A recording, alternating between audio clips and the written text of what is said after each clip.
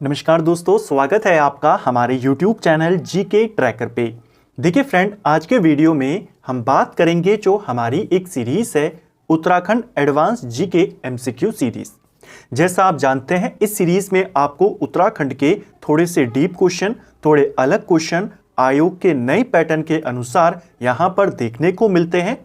इसके अलावा इन क्वेश्चंस को हम पूरी डिटेल के साथ कवर करते हैं, जिससे आपका जो ये नए क्वेश्चन हैं या जो आपके इजी क्वेश्चन हैं जिनको नए पैटर्न के अनुसार थोड़ा सा अलग तरीके से बनाया गया है, वो भी आपके अतिरिक्त तथ्यों के साथ साथ में कवर होते हुए चले। ये हमारी एडवांस जीके सीरीज की 5वीं क्लास है। इससे पहले हमने 4 क्लासेस को कवर कर लिया है। अगर आपने उनको नहीं देखा है तो आप प्लेलिस्ट में जाकर देख सकते हैं। तो चलिए दोस्तों, आज की वीडियो को शुरू करते हैं। आज का हमारा पहला सवाल है, राज्य का सबसे बड़ा आंतरिक जनपद कौन सा है? देखिए, आंतरिक जनपदों को लेकर सवाल कई बार आपसे पेपर में पूछा गया है। आंतरिक जनपद क्या होते हैं? आंतरिक जिले वे होते हैं जो किसी दूसरे देश या किसी दूसरे राज्य के साथ टच नहीं करते हैं। ठीक है, उत्तराखंड में आंतरिक जनपदों की संख्या 4 है, जिसमें 2 जनपद हमारे गढ़वाल मंडल में है और 2 जनपद हमारे कुमाऊं मंडल में है।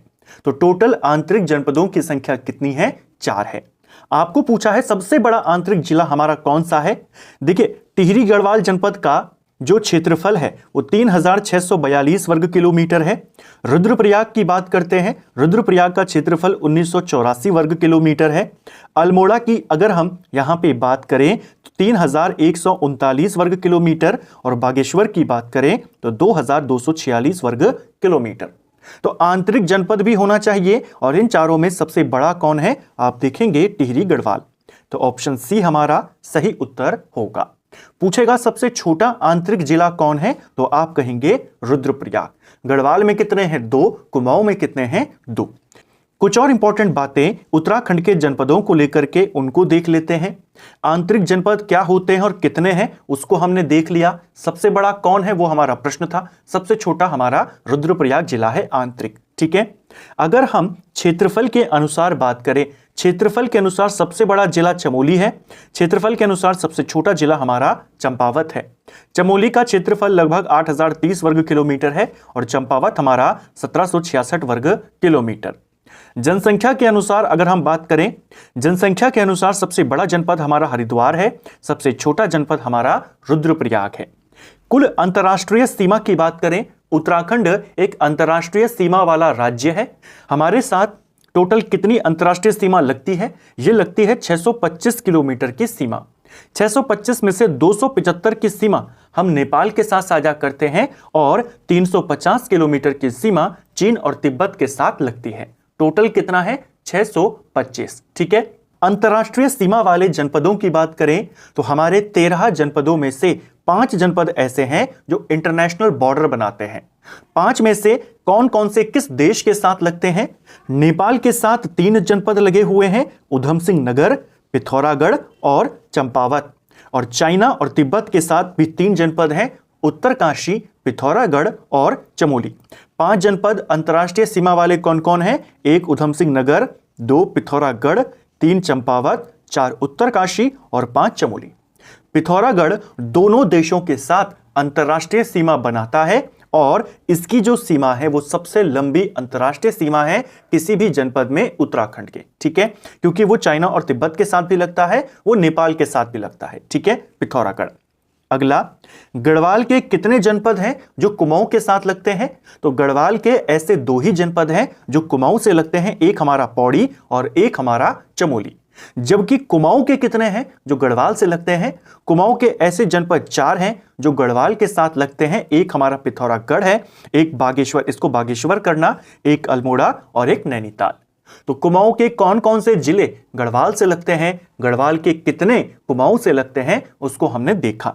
सबसे ज्यादा जनपदों के साथ लगा हुआ जिला कौन है? तो वो पौड़ी गढ़वाल है जो 7 जनपदों के साथ अपनी सीमा साझा करता है। ठीक है, अगला सवाल है हमारा, राज्य की निम्न में से किन जनजातियों को आदिम जनजाति का दर्जा प्राप्त है? देखिए, हमारे राज्य में अनुसूचित जनजाति का दर्जा, एसटी का दर्जा कितनी जनजातियों को प्राप्त है? 5 राज्य, जो 5 जातियां हैं उन्हें अनुसूचित जनजाति का दर्जा प्राप्त है।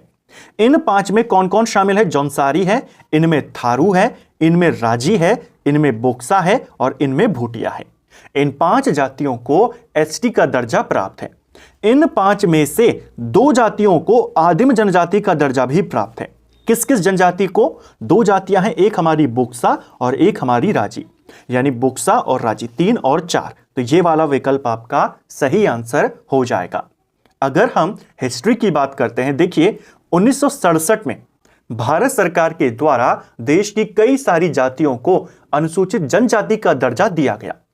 उसके लिए एक समिति भी बनाई गई थी जिसका नाम था लोकर समिति। 1967 में इसकी सिफारिशों पर कई सारी जातियों को जनजाति का दर्जा मिला।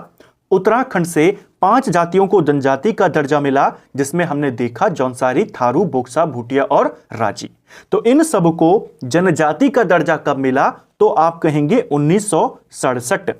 इसके बाद 1975 में राजी को और 1981 में बोक्सा को आदिम जनजाति का दर्जा दिया गया। ठीक है, सही विकल्प हमारा होगा ऑप्शन सी। नेक्स्ट है, किस जनजाति में शत्रु परिवार को हानि पहुंचाने हेतु गणाद प्रथा का प्रयोग किया जाता है? तो जनजातियों से संबंधित उनमें प्रचलित जो प्रथाएं हैं, जो तंत्र मंत्र हैं, वहां से भी आपके क्वेश्चन बनने लगे हैं। जो आपकी जनजाति है जिसमें शत्रु परिवार को हानि पहुंचाने के लिए गणाद प्रथा या बुजीना प्रथा भी जिसको कहा जाता है, किसमें ज्यादा प्रचलित है? ये आपके ज्यादा जौनसारियों में प्रचलित है। ऑप्शन डी हमारा सही आंसर होगा। इसके अंतर्गत क्या होता है? देखिए, गणाद या बुजीना, इसमें कोई व्यक्ति घर के किसी कोने में या मकान की बुनियाद में तंत्र करके कुछ चीजों को रख देता है जिससे मकान में रहने वाले परिवार में अशुभ लक्षण दिखाई देते हैं। यानी शत्रु परिवार को हानि पहुंचाने के मकसद से यह किया जाता है। किसमें प्रचलित है? ज्यादातर जौनसारी में प्रचलित है। और चीजें जो जौनसारी में है, जैसे एक है उल्टाऊ प्रथा। यह क्या होता है? जब किसी दुश्मन के द्वारा तांत्रिक विधि से बीमारी को उत्पन्न किया गया हो या विष के कारण बीमारी चल रही हो, किसी भी वजह से जो ठीक नहीं हो रही हो, और पता चल जाए कि किसी ने यहां पर तंत्र मंत्र किया है, तो उसके प्रभाव को दूर करने के लिए जो तांत्रिक विधि अपनाई जाती है उसे उल्टाव कहते हैं। यानी उसे पलट देना, उसे ठीक करना। ठीक है, तो गणाद प्रथा भी इनमें ज्यादा प्रचलित है, उल्टाव भी। इसके अलावा एक और चीज है पुंगरा। यह भी किसमें प्रचलित है? ज्यादा जौनसारियों में प्रचलित है। यदि यह ज्ञात हो जाए कि बीमार व्यक्ति किसी पशु या मनुष्य से अचानक डर गया है, तो उसके भय रहित करने के लिए इस विधि का प्रयोग किया जाता है। जो व्यक्ति, जैसे मान लीजिए अचानक कोई जानवर या अचानक कोई व्यक्ति आपके सामने आ जाए, तो व्यक्ति थोड़ी सी देर के लिए डर जाता है। उससे अगर वो बीमार हो जाए, ठीक नहीं हो रहा हो, और ये पता चल जाए कि वो अचानक डर गया, सहम सा गया, तो उसको ठीक करने के लिए, उसके डर को खत्म करने के लिए इसका इस्तेमाल होता है। ठीक है, इस विधि का। तो ये जौनसारियों में प्रचलित कुछ इंपॉर्टेंट यहां पर विधियां, कुछ इंपॉर्टेंट प्रथा। ठीक है, इसके अलावा एक और प्रथा भी इनमें प्रचलित है, माली। माली के अंतर्गत क्या होता है? देखिए, जब ऐसा हो जाता है कि बीमारी जो है वो किसी भी वजह से ठीक नहीं हो रही है, तब देवताओं को अवतरित करने की यहां पर प्रथा है। देवताओं को, कुल देवता को वहां पर फिर अवतरित करवाया जाता है उपाय पूछने के लिए। कुल देवता जिस व्यक्ति में अवतरित होते हैं उन्हें कहा जाता है माली। ठीक है, किसी साफ सी जगह पर एक व्यक्ति को बैठा दिया जाता है, फिर उनमें कुल देवता अवतरित होते हैं और उनके माध्यम से, वो जो माली है उसके माध्यम से कुल देवता अपनी बातों को करते हैं। ठीक है, अगला है हमारा, निम्न कथनों पर विचार करें और सही कथन का चयन करें। यहां पर 3 स्टेटमेंट आपको दिए गए हैं, चलिए यहां पर देखते हैं। पहला, जौनसारी समाज में श्याणा और खुमरी व्यवस्था भी प्रचलित रही है। यह आपका बिल्कुल सही है। एक तरीके से वहां की ये पंचायतें हैं जो सारा जो विवाद होता है गांव में या क्षेत्र के लोगों में, उनको निपटाने का काम करती है। तो किसमें प्रचलित है? जौनसारियों में। श्याणा का पद वंशानुगत होता है, ये वाला कथन भी आपका सही है।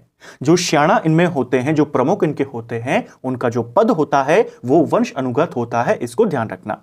4 श्याणों से मिलकर एक सदर श्याणा होता था जो कि विवादों को सुलझाता और राजस्व को वसूलता। ये वाला कथन भी आपका सही है। ये वाला क्वेश्चन इतना सा ये पेपर में पूछा गया है कि जौनसार क्षेत्र में कितने श्याणों से मिलकर एक सदर श्याणा बनता है, तो आप कहेंगे 4। ठीक है, जो श्याणा होता था, जो इनका प्रमुख होता था, इसे समाज का सबसे प्रतिष्ठित व्यक्ति भी माना जाता था। तो तीनों कथन आपके यहां पर सही हैं। ऑप्शन डी हमारा सही आंसर होगा। ठीक है, अगला है हमारा, बोक्सा जनजाति में बुज्जा की पूजा का संबंध किससे है? देखिए, जो बोक्सा जनजाति के अंदर जो बुज्जा है आपके यहां कल्पित आत्माओं की पूजा से संबंधित है। बोक्साओं की पूजा पद्धति को लेकर के सवाल बन जाते हैं। उन्हीं में एक है बुज्जा, यह किससे संबंधित है? तो कल्पित आत्माओं से संबंधित है। कुछ इंपॉर्टेंट बातें हैं, उनको देखेंगे। बोक्साओं की पूजा पद्धति, पहली है नौबी पूजा। नवरात्रि के अवसर पर बोक्साओं के द्वारा की जाने वाली पूजा को नौबी पूजा कहा जाता है। अब ऐसा क्वेश्चन बनने लगा है, आपके पास सवाल आएगा, किस जनजाति में नौबी पूजा प्रचलित है? तो आप कहेंगे बोक्सा। किस समय करी जाती है? तो नवरात्रि के समय में होती है। इनके अलावा एक और है जाहर देवता। इनकी पूजा नवरात्रि के समय नवमी के अवसर पर करी जाती है। तो नवमी के अवसर पर जाहर देवता की पूजा कौन करते हैं? बोक्सा करते हैं। एक और है चैती। यह वर्ष का प्रथम और प्रमुख त्योहार होता है, मेला होता है बोक्साओं का। काशीपुर में इस मेले का आयोजन, चैती मेला कहां लगता है, फेमस कहां का है? काशीपुर का है। ठीक है, ढलिया पूजा की बात करें तो नई फसल के उपलक्ष्य में जेठ माह में यह पूजा ग्राम खेड़ी देवी को समर्पित होती है। सवाल बनेगा, बोक्सा जनजाति में नई फसल के उपलक्ष्य में कौन सी पूजा होती है? तो आप कहेंगे ढलिया पूजा। तेरस की बात करें, तेरस पूजा शिवरात्रि के अवसर पर की जाने वाली पूजा को तेरस या शिव तेरस के नाम से जाना जाता है। तो क्वेश्चन बन जाएगा, तेरस पूजा किस जनजाति में प्रचलित है, किस अवसर पे होती है, या शिवरात्रि के अवसर पर कौन सी पूजा, या शिवरात्रि के अवसर पर होने वाली पूजा को क्या कहते हैं? तेरस पूजा। ठीक है, ये कुछ इंपॉर्टेंट आपके एक्स्ट्रा फैक्ट जिन्हें आपने ध्यान रखना है। साथ में एक और चीज, जो आपको ये क्वेश्चंस यहां पर देखने को मिलते हैं एडवांस जीके वाली सीरीज में, कई सारी किताबों का एक मिक्स्ड क्वेश्चन आपको मिलते हैं। ऐसे क्वेश्चन, जैसे मैं आपको हर बार कहता हूं, ऐसे क्वेश्चन जो आपके थोड़े से अलग हैं, सिलेबस के अकॉर्डिंग है, लेकिन थोड़े से डीप हैं। कई बार आपने उस टॉपिक को पढ़ा है, उसी में से कुछ अलग चीजों को लेकर के, नए तथ्यों को लेकर के क्वेश्चन आपको इस सीरीज में मिलते हैं, जिससे आपके जो नए पैटर्न के क्वेश्चन हैं, उत्तराखंड का जो थोड़ा सा डीप नॉलेज है, वो आपको इस सीरीज के माध्यम से मिल सके, जिससे आपका उत्तराखंड का एडवांस जीके और मजबूत हो सके। तो इस सीरीज में कई सारी किताबों के एक साथ आपको क्वेश्चन मिलते हैं। इसके साथ साथ हमारी जो बुक वाइज सीरीज चल रही है, जिसमें बलूदी जी की हम कवर कर रहे हैं, वो भी आपकी कंटिन्यू चलती रहती है, जिससे आपका बेसिक भी साथ साथ चलता रहे और एडवांस भी आपका चलता रहे। नेक्स्ट है, निम्न में से किसका प्राचीन नाम मड़ था? तो देखिए, मड़ किसका प्राचीन नाम है? मड़ जो था, ये प्राचीन नाम है लाखा मंडल का। इसको ध्यान रखेंगे, लाखा मंडल पेपर में पूछा गया है। अब हो सकता है उसका प्राचीन नाम पूछ ले, तो मड़ जो था ये लाखा मंडल का ही प्राचीन नाम था। अब लाखा मंडल विकल्प में है नहीं, तो ऑप्शन डी हमारा इनमें से कोई नहीं यहां पर आंसर होगा। ठीक है, प्राचीन नाम पूछे जाते हैं। माणा का प्राचीन नाम पेपर में पूछा गया था, मणिभद्रपुरी इसका प्राचीन नाम है। जो मुक्तेश्वर है, इसका प्राचीन नाम भी पूछा जाता है, इसका प्राचीन नाम मोतेसर है। और मुंशियारी जो है आपका, इसका जो प्राचीन नाम है वो तिकसेन है। इनको आपने ध्यान रखना है। कुछ और इंपॉर्टेंट है प्राचीन नाम जो पूछे जाते हैं, इनको तो हमने देख लिया। लाखा मंडल का प्राचीन नाम मड़ है, इसको ध्यान रखेंगे। प्राचीन नाम के साथ साथ लाखा मंडल का एक उपनाम भी है, इसका उपनाम है मूर्तियों का भंडार। ये किसका उपनाम है? लाखा मंडल का। कालसी का प्राचीन नाम क्या है? कालसी के प्राचीन नाम में कालकूट आता है, शुद्धनगर आता है, युगशैल आता है। कालसी को लेकर के भी कई बार सवाल बना है, तो युगशैल किसका प्राचीन नाम है? यह भी बन सकता है। चमोली का प्राचीन नाम लालसांगा था।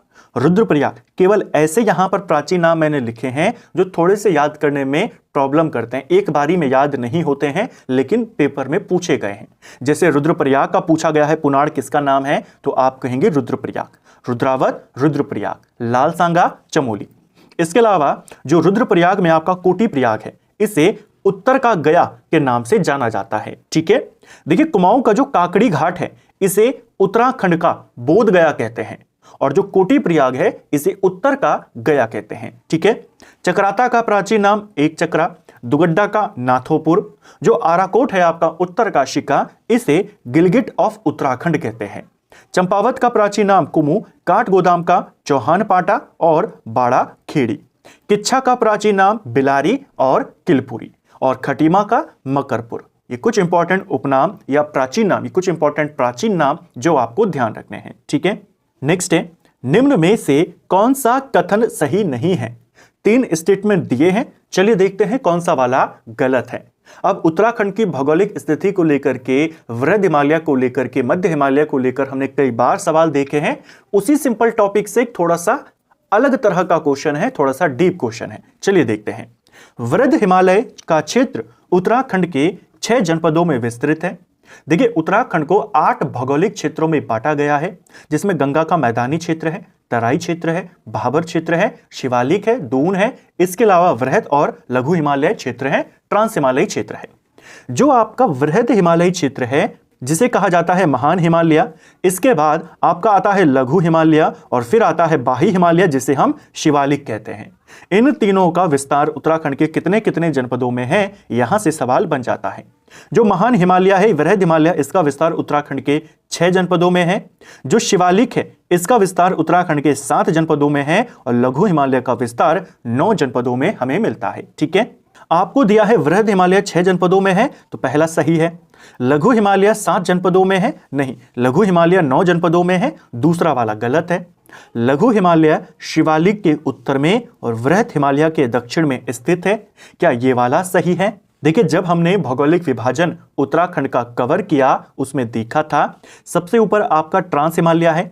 ट्रांस हिमालय के इधर यानी उसके दक्षिण में आपका वृहद हिमालय पड़ता है। वृहद हिमालय के नीचे आपका लघु हिमालय पड़ता है और इसके बाद आपका शिवालिक पड़ता है।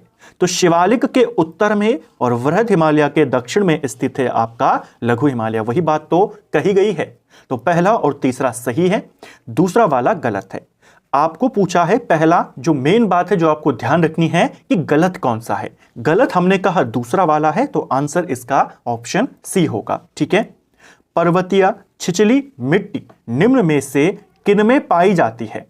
तो देखिए, पर्वतीय छिछली मिट्टी जो होती है उत्तराखंड में, ये आपके ऊंचाई वाले ठंडे इलाकों में पाई जाती है, जहां पर वर्षा कम होती है, जहां पर आपको ज्यादा ग्लेशियर्स देखने को मिलते हैं।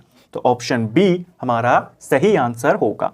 जो पर्वतीय छिछली मिट्टी है, ये ज्यादातर कहां पर देखने को मिलती है? तो आप कहेंगे हिमानी क्षेत्रों में, जहां पर वनस्पति भी नहीं होती है, इलाके काफी ठंडे होते हैं, ऐसे इलाके आपके बर्फीले इलाके ही होते हैं। ठीक है, नेक्स्ट है, चिकनी मिट्टी का प्रयोग कर देवी देवताओं के बने रंग बिरंगे चित्र मूर्तियां क्या कहलाती हैं?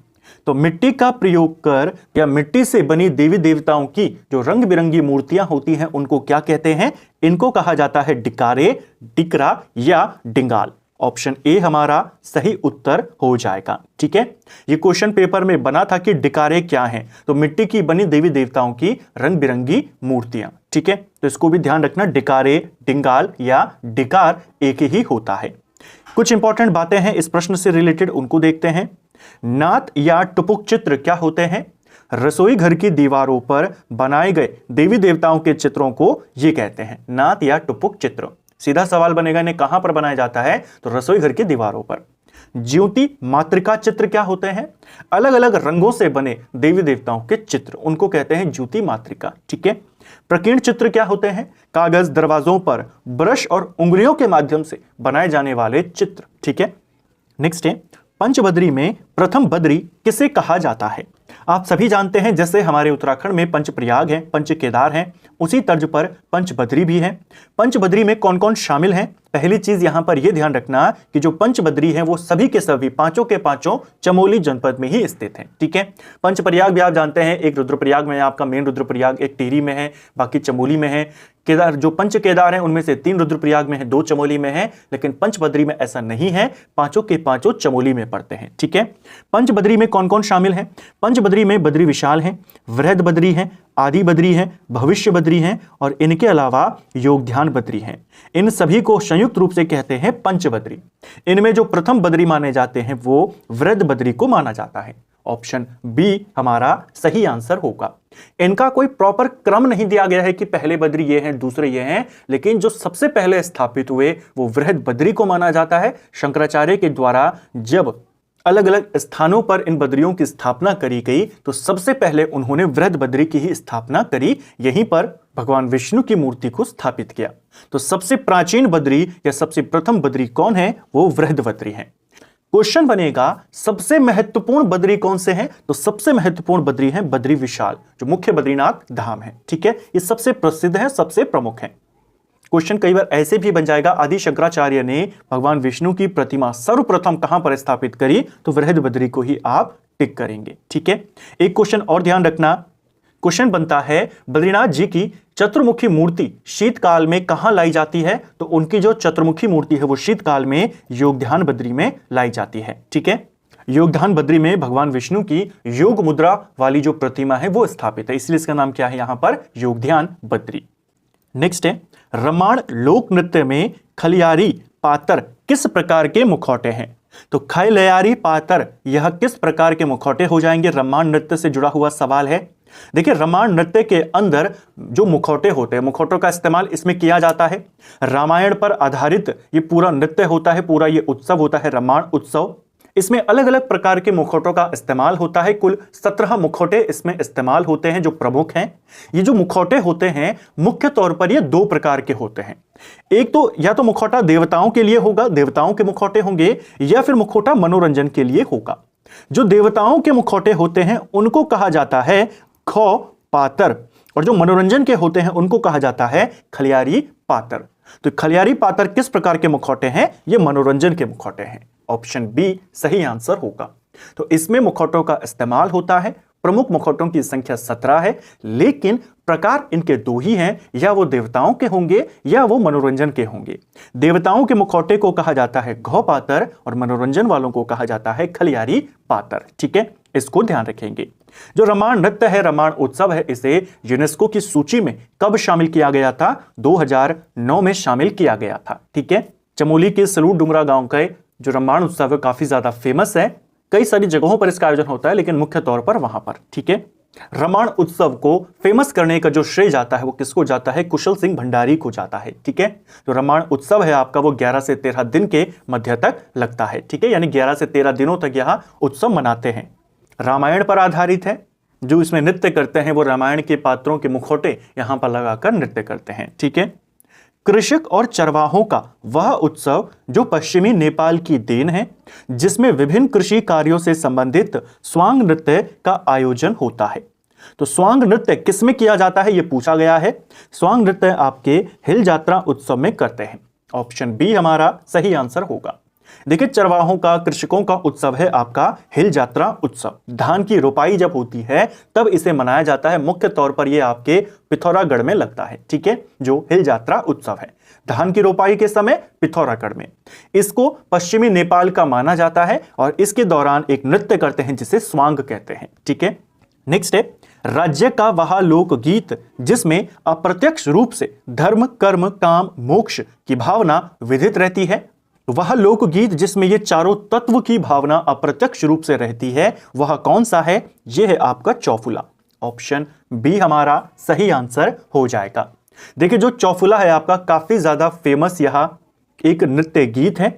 इसको लेकर एक सवाल कई बार पेपर में आया है कि असम के बिहू के समान, गुजरात के गरबा के समान और मणिपुर के रास के समान कौन सा नृत्य है उत्तराखंड का? तो वो भी चौफुला है। ठीक है, जो असम का बिहू है, गुजरात का गरबा है और मणिपुर का रास है। एक और चीज, माता पार्वती जी ने शिवजी के लिए कौन सा नृत्य किया था? तो भी आप कहेंगे चौफुला नृत्य। इसके अंतर्गत वाद्य यंत्र का इस्तेमाल नहीं किया जाता है, केवल तालियां इसके अंतर्गत बजाई जाती हैं। ठीक है, इसी में ये चारों तत्व यहां पर अप्रत्यक्ष रूप से मौजूद होते हैं। इसके अलावा जो चारों भाव हैं जिसमें रति है, हास है, मनुहार है, अनुनय है, वो भी इसी नृत्य में मौजूद होते हैं, इसमें शामिल होते हैं। ठीक है, जो पुरुष नृतक होते हैं उनको चौफुला कहा जाता है और जो स्त्री नृतक होती हैं उनको चौफुलों कहा जाता है। ठीक है, नेक्स्ट है पवाली कांठा केदार यात्रा की कुल लंबाई कितनी है? उत्तराखंड में कई सारी प्रचलित यात्राएं चलती हैं जिसमें अस्कोट आराकोट यात्रा है, नंदा राजात यात्रा है, इसके अलावा खतलिंग रुद्रदेवी यात्रा है, दरयोरा यात्रा है जो पिथौरागढ़ में मनाई जाती है। ऐसे ही एक यात्रा है पवाली कांठा केदार यात्रा। टिहरी से रुद्रप्रयाग तक ये यात्रा चलती है। इसकी कुल लंबाई 29 किलोमीटर है। ऑप्शन सी हमारा सही आंसर होगा। एक पैदल यात्रा है, अगस्त सितंबर के मध्य में इसका आयोजन होता है, टिहरी से लेकर रुद्रप्रयाग तक 29 किलोमीटर। ठीक है, नेक्स्ट है, टिहरी राज्य में ब्रिटिश गढ़वाल के समान दीवानी और फौजदारी न्यायालयों की स्थापना किसने करी थी? तो टिहरी रियासत में दीवानी और फौजदारी न्यायालय किसके द्वारा स्थापित किए गए? टिहरी राज्य के संस्थापक सुदर्शन शाह के द्वारा। ऑप्शन ए हमारा सही आंसर होगा। देखिए, सुदर्शन शाह ने टिहरी के अंदर अंग्रेजों की तर्ज पर दीवानी और फौजदारी न्यायालयों की स्थापना करी थी। ठीक है, कुछ और इंपॉर्टेंट बातें सुदर्शन शाह को लेकर पूछी जाती हैं। इन्होंने टिहरी की स्थापना कब करी थी? तो 28 दिसंबर 1815 को करी थी। टिहरी के राजा के रूप में इनको मान्यता यानी इनका जो अधिकार है वो परमानेंट तौर पर कब स्वीकार किया गया? तो 4 मार्च 1820 को। टेम्परेरी तौर पर तो इनको दे दिया था, लेकिन जो कंफर्म ऑर्डर इनको दिया गया, स्थायी सनद जिसको कहा गया है, वो इनको दी गई थी 4 मार्च 1820 को, जिसमें ये बात कही गई थी कि टिहरी आपकी है और आपके बाद आपके वंशजों की है। ठीक है, सुदर्शन शाह के दरबार में ही 2 प्रसिद्ध चित्रकार रहते थे, चेतू और माणकू, इनको भी ध्यान रखना। सुदर्शन शाह ने सभासार ग्रंथ की रचना करी है, किस नाम से? सूरत कवि के नाम से। 7 खंड में वो रचना है, ब्रज भाषा में लिखी गई है। ठीक है, टिहरी के अंदर कुल 5 राजा हुए। उन 5 राजाओं में सबसे लंबी अवधि तक शासन करने वाले भी कौन थे? सुदर्शन शाह थे। ठीक है, नेक्स्ट है, निम्न में से किस स्थान में कुषाणकालीन अवशेष प्राप्त हुए हैं? तो कुषाणकालीन अवशेष हमें कहां से मिले हैं? कुषाणकालीन अवशेष हमें वीरभद्र यानी ऋषिकेश से, गौविशाण यानी काशीपुर से, और मोरध्वज कोटद्वार के आसपास के इलाके को मोरध्वज कहा जाता था, तो इस यहां से भी मिले हैं। ऑप्शन डी हमारा सही उत्तर होगा। समुद्रगुप्त की प्रयाग प्रशस्ति में किस राज्य को गुप्त साम्राज्य की उत्तरी सीमा पर एक अधीन राज्य बताया गया है? तो देखिए, प्रयाग प्रशस्ति जो है हरिशेन की रचना है, समुद्रगुप्त का दरबारी कवि था। इस प्रयाग प्रशस्ति में एक राज्य था, इसमें जो कृतपुर राज्य, इसे गुप्त साम्राज्य की उत्तरी सीमा पर अधीन एक राज्य बताया गया है। जो कृतपुर राज्य है, इसके जो संस्थापक थे वो कुड़िंद ही माने जाते हैं। जो कृतपुर राज्य है, इसके जो संस्थापक थे वो कुड़िंदों को ही माना जाता है। कहा जाता है कुड़िंदों के ही कुछ लोगों ने, कुछ शाखा ने उनकी इस राज्य की स्थापना करी थी। जो कृतपुर राज्य था उसमें माना गया है कि आज का उत्तराखंड, हिमाचल, ये सारे उसी में शामिल थे, और उसे गुप्त साम्राज्य का एक हिस्सा बताया गया है प्रयाग प्रशस्ति में। ठीक है, किस पुस्तक में कश्मीर के राजा ललित आदित्य मुक्तापीठ के द्वारा गढ़वाल क्षेत्र जीतने का उल्लेख है? तो देखिए, क्वेश्चन पेपर में बना था कि ललित आदित्य मुक्तापीठ जो कि कश्मीर का शासक था, इसने गढ़वाल पर आक्रमण किया। इसकी जानकारी कहां से मिलती है? जानकारी मिलती है राजतरंगिणी से, और इस क्षेत्र को जीतने का उल्लेख भी राजतरंगिणी में मिलता है, जो कि कल्हण की रचना है। ठीक है, शिवालिक की पहाड़ियों और दून की घाटियों में कौन सी मृदा पाई जाती है?